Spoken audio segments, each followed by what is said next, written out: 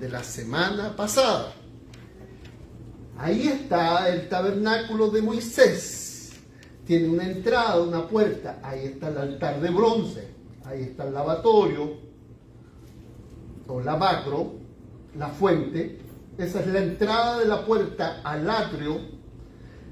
Y detén el video cuando aparezcan las manchas de sangre sobre este altar de bronce. Fíjense, ahí este es un altar de bronce, es de madera recubierto de bronce,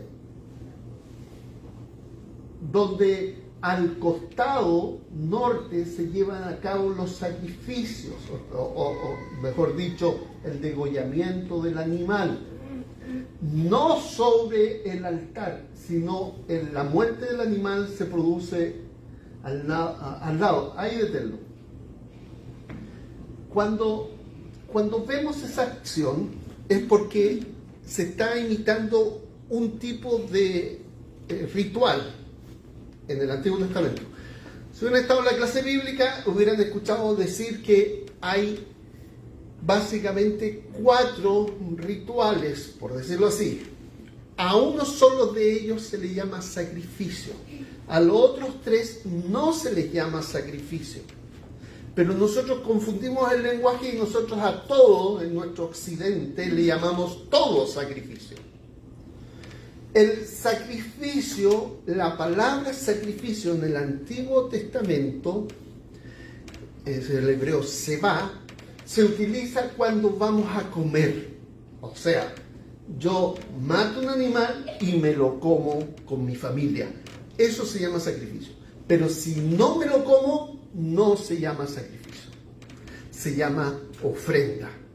Pero nosotros creemos que todo animal muerto es un sacrificio. E inclusive creemos que a una persona muerta también es un sacrificio. No. En la Biblia es bien claro. Solo le llama sacrificio a aquellos que se va a comer.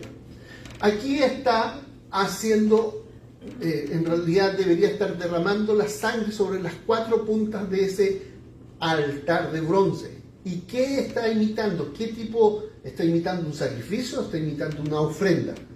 Está imitando una ofrenda. ¿De qué tipo? De purificación. La sangre actuaba en ese caso como detergente ritual para limpiar el lugar de donde se iba a presentar después el sacrificio. Se llama sacrificio ¿a qué? Primero necesito el lugar limpio y después presentar el sacrificio. ¿Por qué?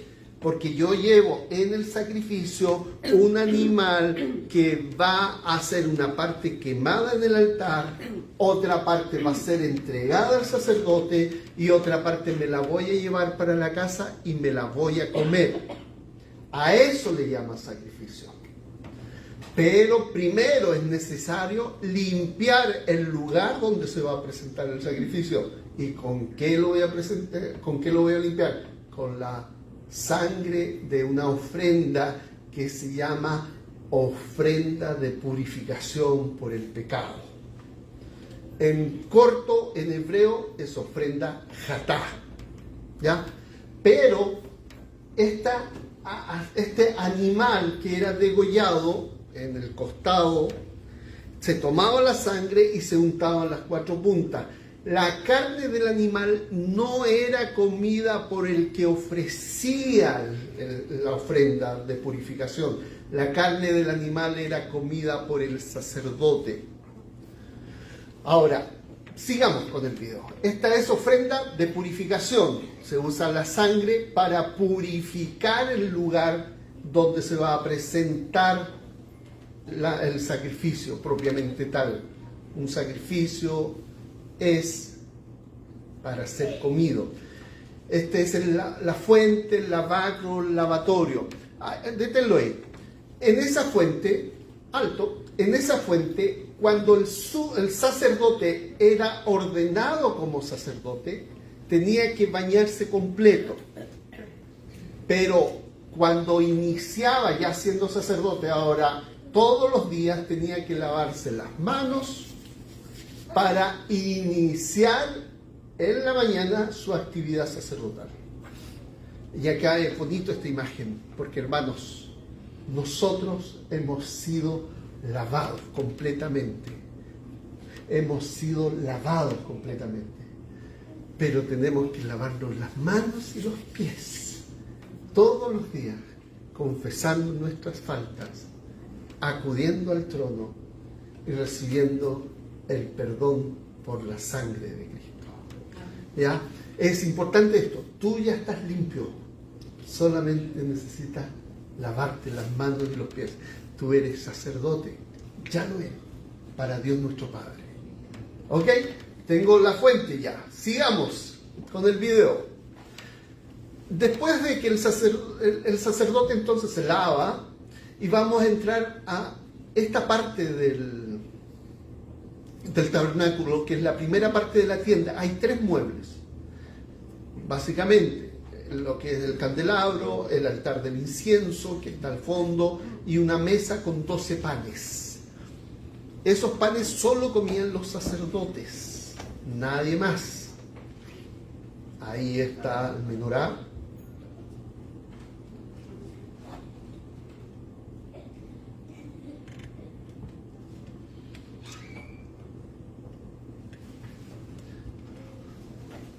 Y aquí,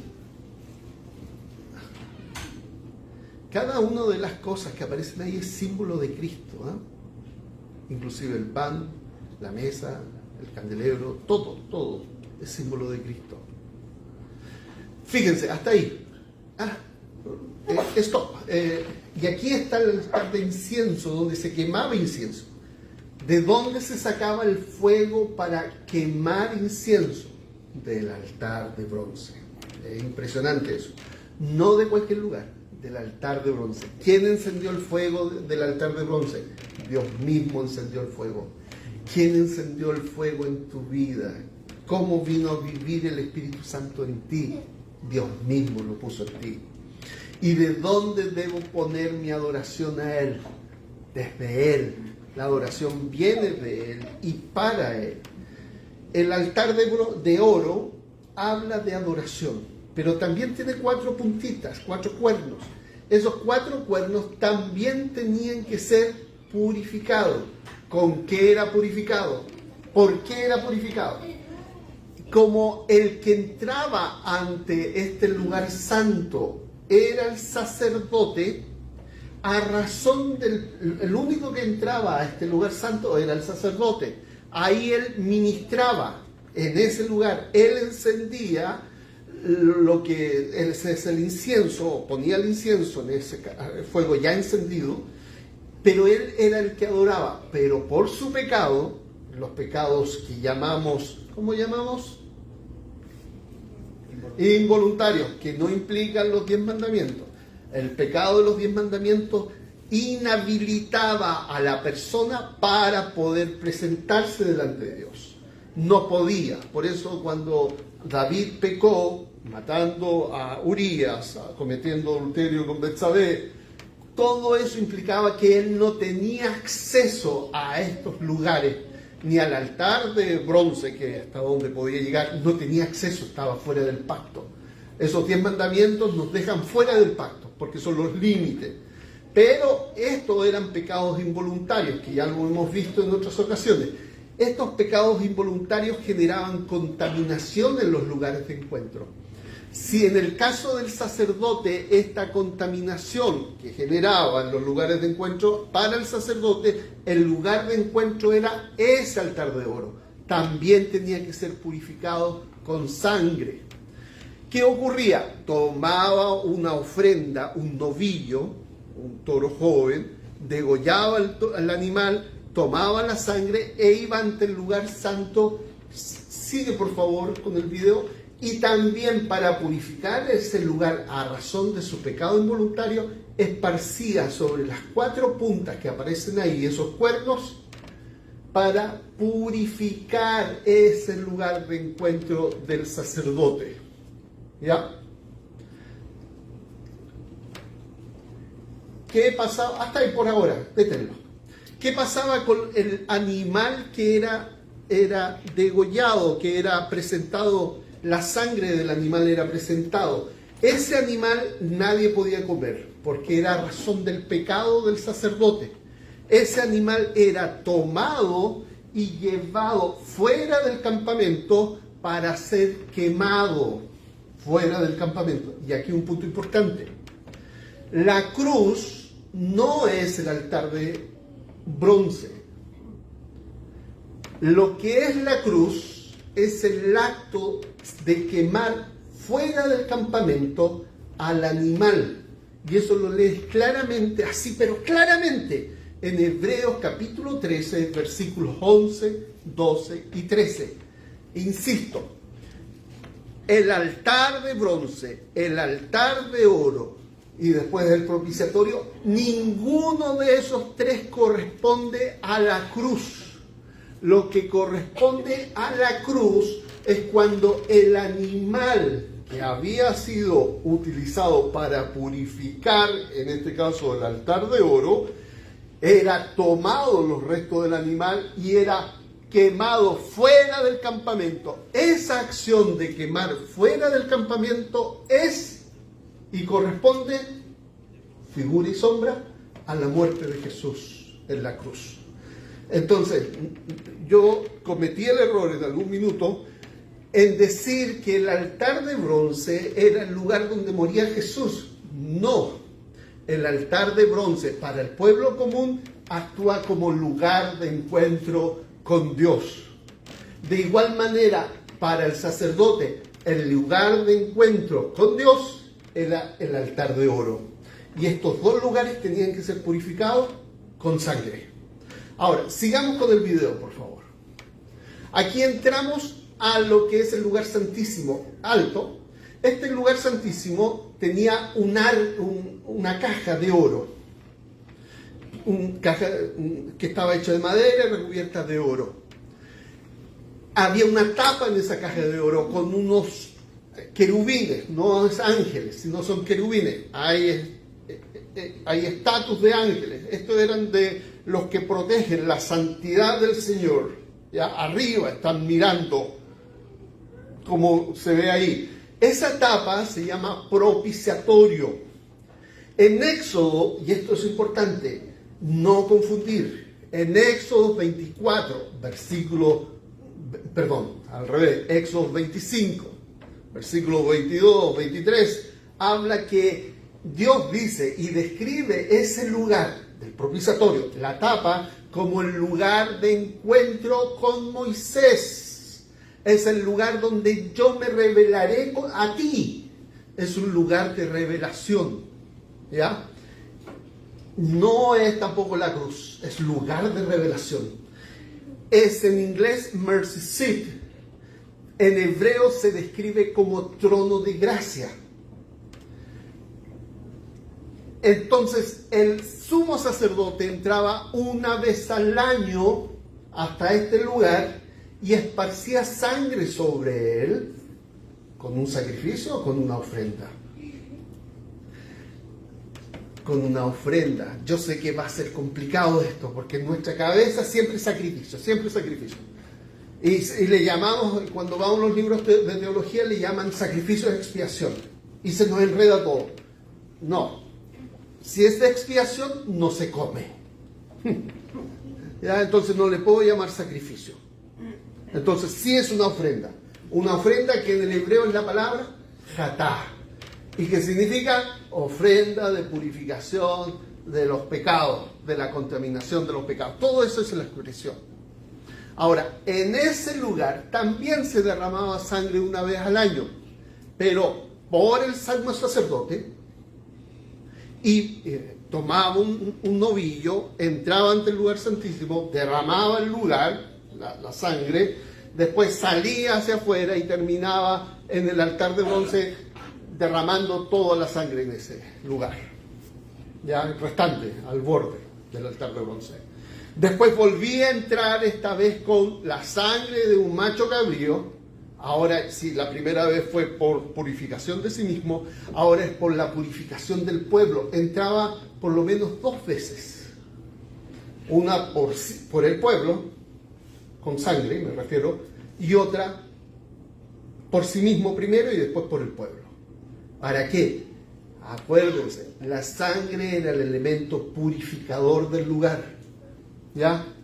Simbólicamente hablando, la sangre simbolizaba vida y el pecado simbolizaba muerte, y la vida cubría ese lugar, limpiaba. Todo es simbólico. Entonces, sigue por favor, ahora, continúa. Entonces el sumo sacerdote entra ante ese lugar, derrama sangre para purificar el lugar, ¿ya? Ese lugar se llama propiciatorio. En Romanos 3:25 se dice que Cristo es hecho propiciatorio. En el original es el griego hilasterión. ¿Por qué? Porque Cristo es hecho, ahí está derramando sangre, es hecho lugar de encuentro, donde Dios se revela a nosotros en Cristo. El sentido es que Dios se reveló a nosotros en Cristo. Ok, ¿estamos claros? Vamos a empezar con Hebreos capítulo 9, versículo 23. Primero, todo lo que estamos viendo es una sombra. El Antiguo Testamento es una sombra, no es la realidad, es algo profético, es una profecía actuada. Es como que vamos y entramos y es una profecía que estamos viendo y que está actuando la persona. Pero, fíjense, tenemos que hacer una diferencia y más encima confundimos esto. Esto que estoy leyendo, estamos viendo, es Levítico, el libro de Levítico. Ya tengo el sacerdote, ya tengo el santuario, ya tengo el pueblo del pacto. Pero ¿cómo llegué a ser del pacto? Para llegar a ser del pacto, necesito el pacto.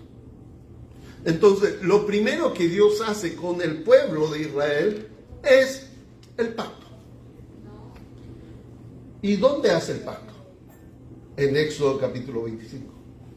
Entonces, todos estos sacrificios u ofrendas que estamos hablando, todas estas ofrendas que estoy hablando, de Levítico, todo esto del animal que es ofrecido en el altar, no es sacrificio de pacto. Es como decir, te voy a firmen esto y esta casa es de ustedes. Pero ¿puedo pintarla por dentro? No, todavía no, porque no es de ustedes. Pero ¿puedo hacer todo lo que quiera? No, no es de ustedes. Pero firmen acá, paguen acá y es de ustedes ahora. ¿Y ahora puedo hacerlo? Sí, ahora puedes hacerlo. Pero confundimos la pintura, yo estoy pintando de nuevo la casa, porque es mi casa, lo confundimos como si fuera el sacrificio de pacto. Si confundimos el principio con lo que hacemos entre medio, no vamos a entender nada.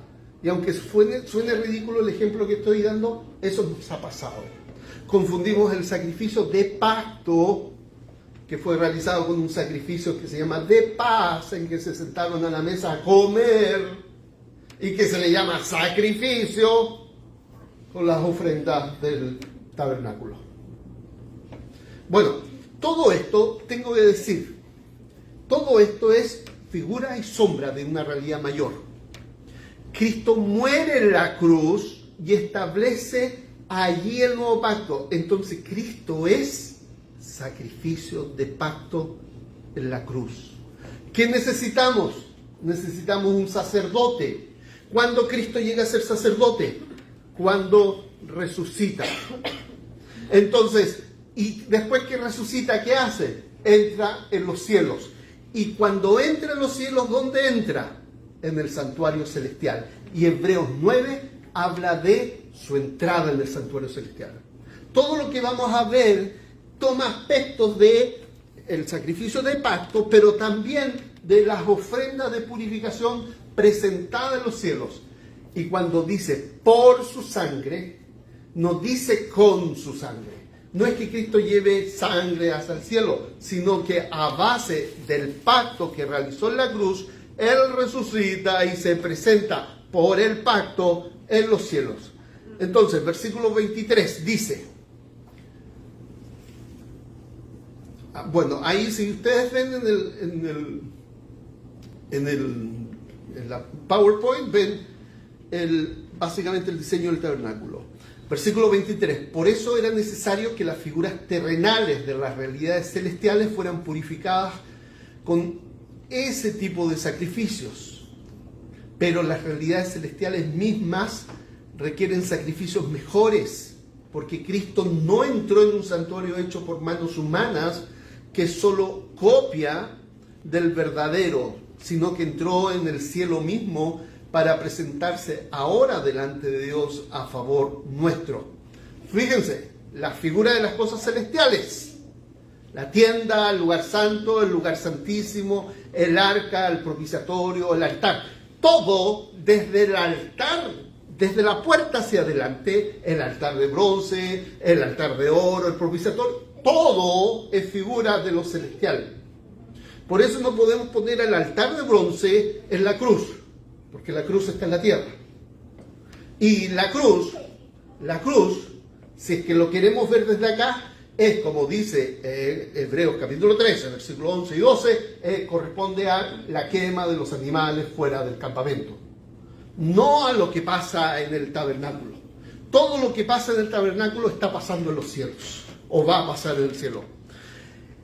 Todo es purificado por la sangre de Jesús a razón del pacto, cuando Él en su presencia entra en los cielos.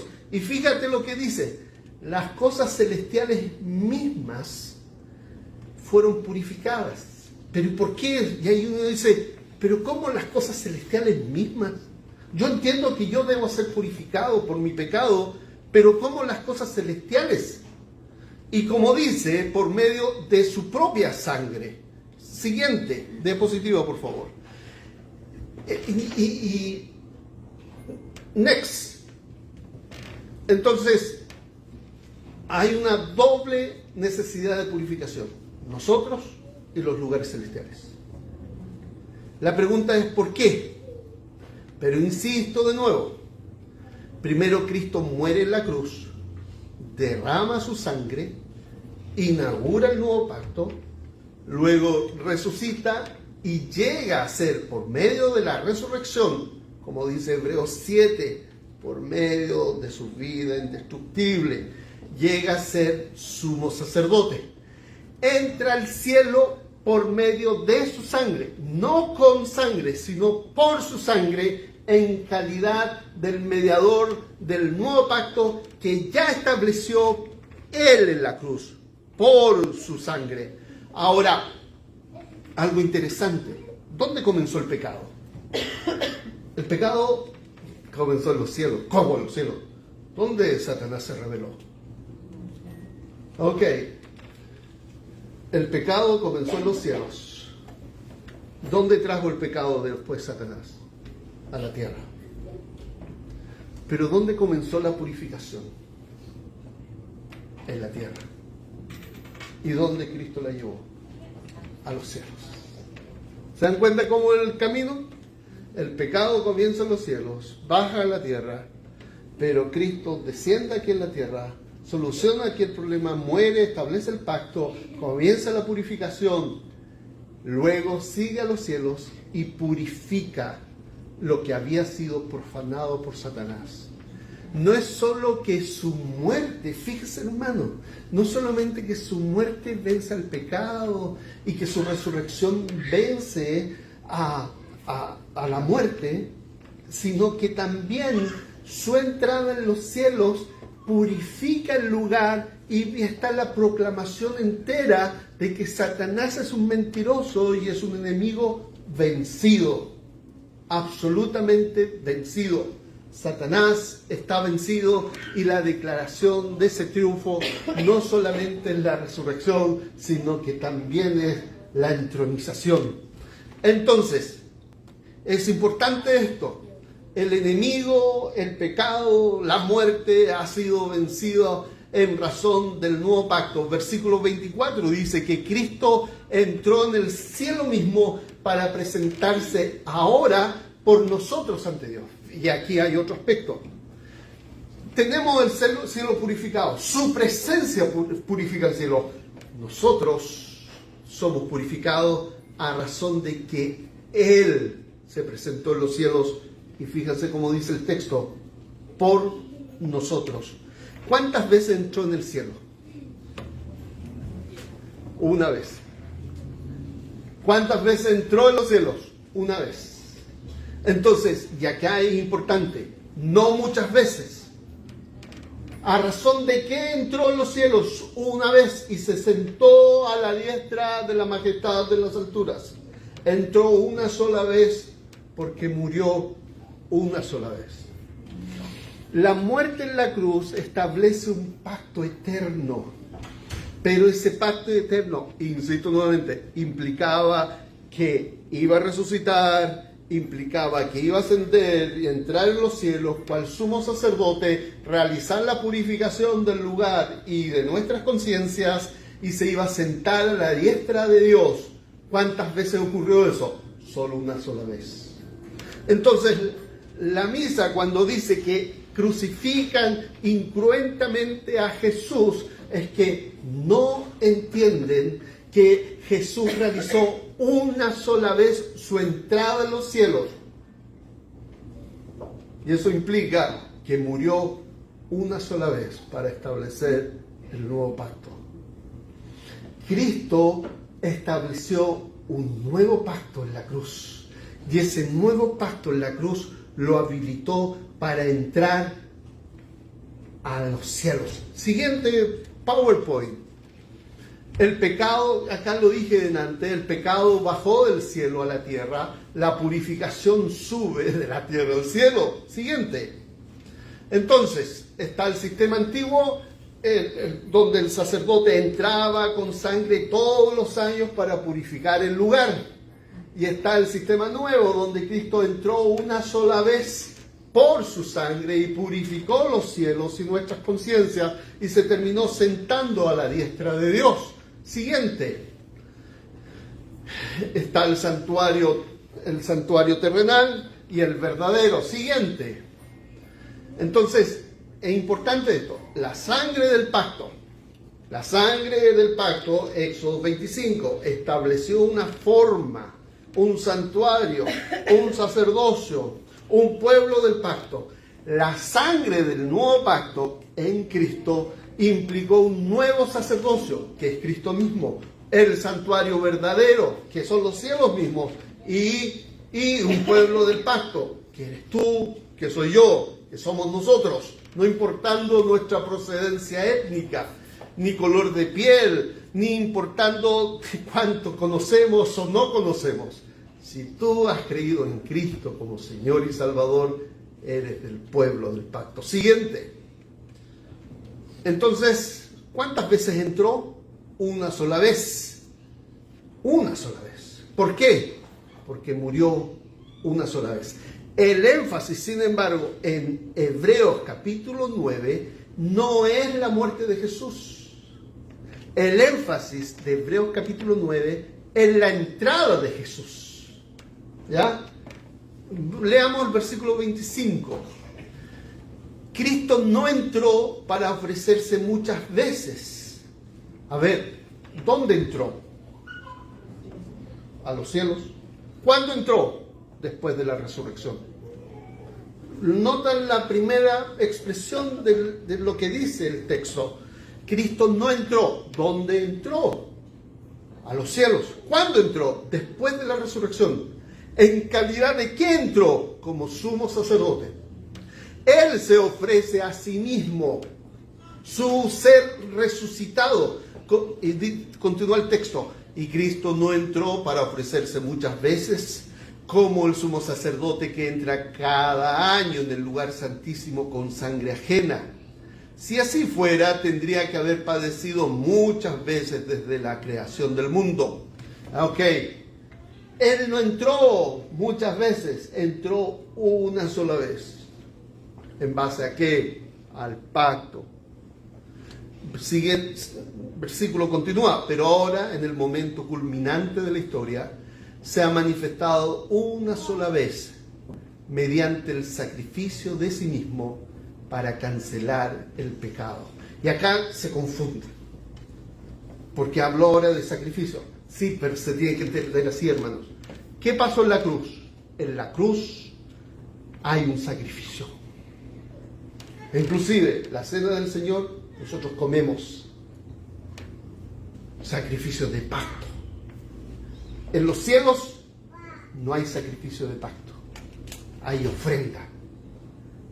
Ofrenda por nosotros, purifica los cielos y nuestras conciencias, a favor nuestro. Entonces hay dos momentos, uno en la cruz, al que se le llama sacrificio, y otro en la presencia de Dios, que se le llama ofrenda. Cuando está en la cruz, es sacrificio de pacto, que tiene como propósito la remisión, el perdón de nuestros pecados. Por eso dice aquí, mediante el sacrificio de sí mismo para cancelar el pecado. ¿Cuál es el propósito de que Él muere en la cruz? El propósito para establecer el nuevo pacto con su sangre. ¿Qué propósito tenía el nuevo pacto? Según Jeremías 31, versos 31 al 34, era el perdón de nuestros pecados.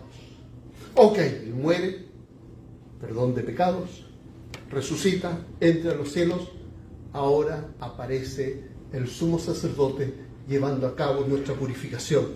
En el antiguo pacto, el sumo sacerdote entraba muchas veces todos los años con sangre ajena. En esta entrada era repetitiva, porque el pacto era provisional. La entrada de Cristo al único santuario verdadero fue una sola vez, no muchas veces. Entró una sola vez al lugar santísimo celestial. Si no, Cristo hubiera tenido que sufrir muchas veces, no. Y sufrió solo una vez y entró una sola vez. Entonces, muere en la tierra, derrama su sangre en un madero real, en un lugar real. Establece el nuevo pacto. Cristo resucita, sube al cielo. Una vez resucitado, es hecho sumo sacerdote. Y entonces en los cielos aplica este valor de su muerte pactual. Es decir, su muerte que establece un nuevo pacto. El nuevo pacto que es inaugurado en la cruz por la sangre del Hijo de Dios. Entonces, estos son los eventos. Cristo muere, Cristo resucita, al resucitar es hecho sumo sacerdote, entra en los cielos, se presenta por nosotros en los cielos. Fíjense como el 27 y 28 nos dice, así como está determinado que los hombres mueran una sola vez y después venga el juicio, a todo esto tú vas a morir. Tú no lo sabes, pero sí vas a morir. Cuando somos jóvenes o somos niños, no nos damos cuenta de eso.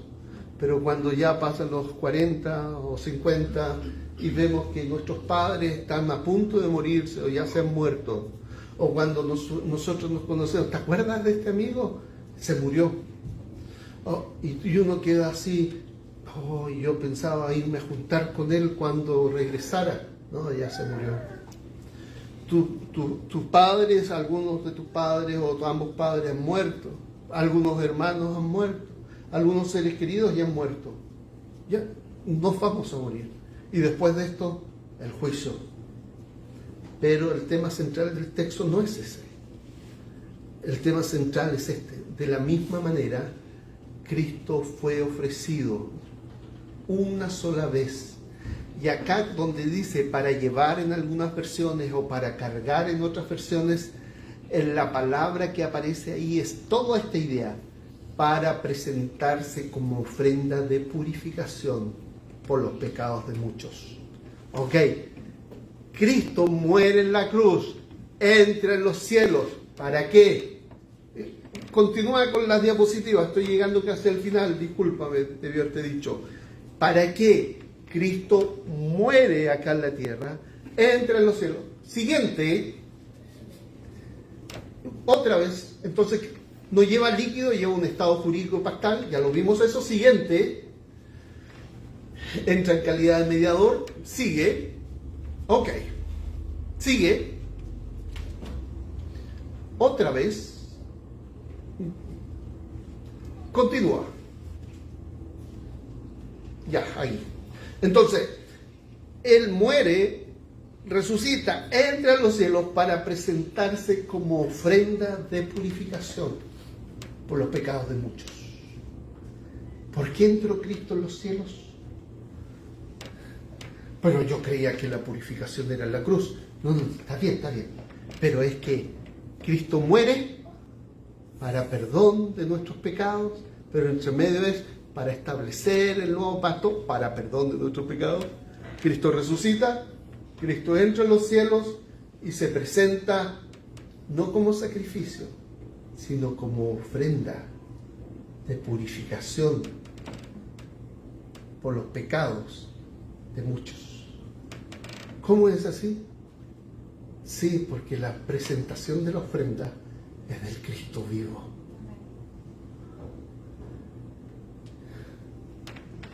Y aparecerá por segunda vez, ya no para tratar con el pecado, sino para traer la salvación completa a los que lo esperan. Amén. Amén. Hermano, hermana, si tu familiar tuyo ha partido, nos encontraremos cuando el Señor venga. Amén. Es un consuelo.